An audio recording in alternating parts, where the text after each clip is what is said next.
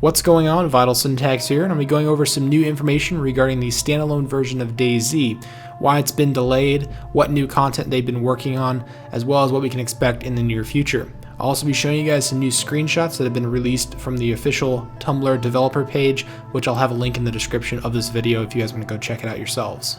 The first thing I want to address is why the standalone version of DayZ has been delayed.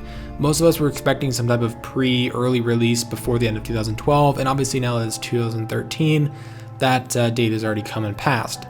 Now the reason that they're saying this standalone has been delayed in the first place is that instead of trying to repackage the mod and maybe fix some bugs and glitches and things like that and make it a little bit more user-friendly, instead they're trying to make it a full game. They're trying to do it the proper way, the way that they want to do it, the way that they've always envisioned DayZ being.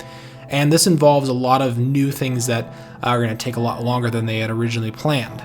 So let's talk about some of the things that they've changed already and some of the things that they're trying to work on changing for the standalone from the mod.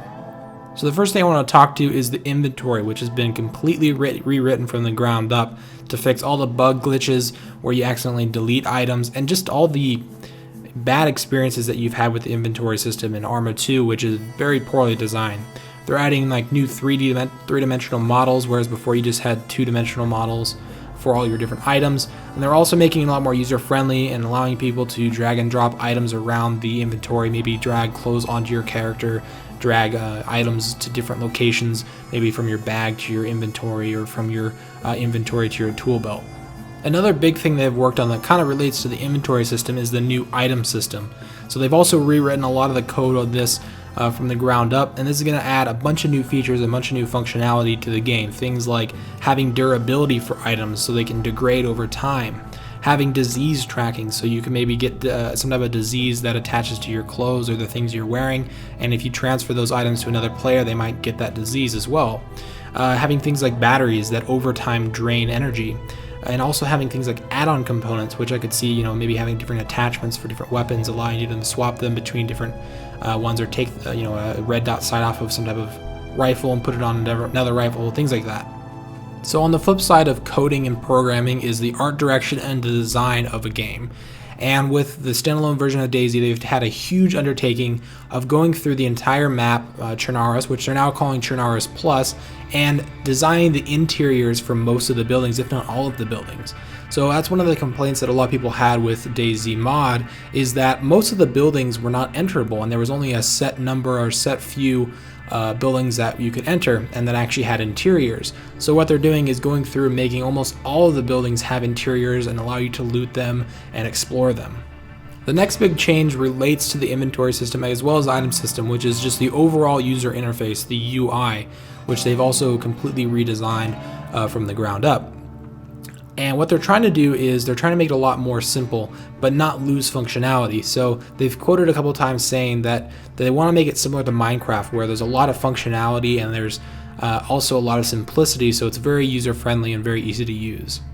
On top of all the new interiors that they've been designing, they're also adding new exteriors, new areas to explore, new buildings for us to discover and explore, which is basically going to make Chernarus Plus a new experience and maybe have the same layout, but really it's going to be a completely new map.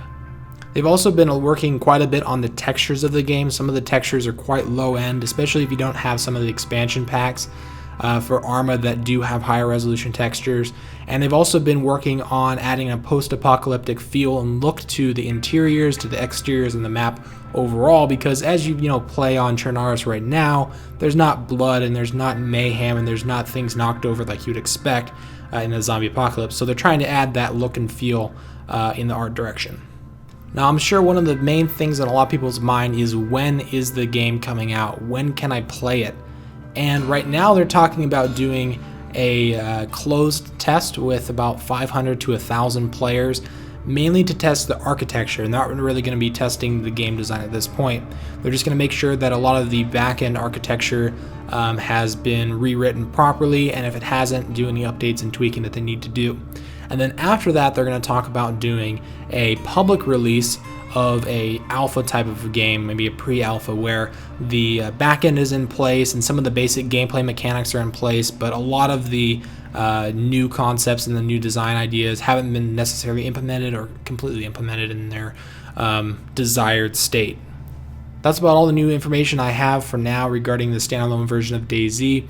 If you guys want to check out my channel or subscribe for future videos on this game, or check out any of the links in the description to the developers page as well as their Twitter for the latest information regarding the standalone version of DayZ.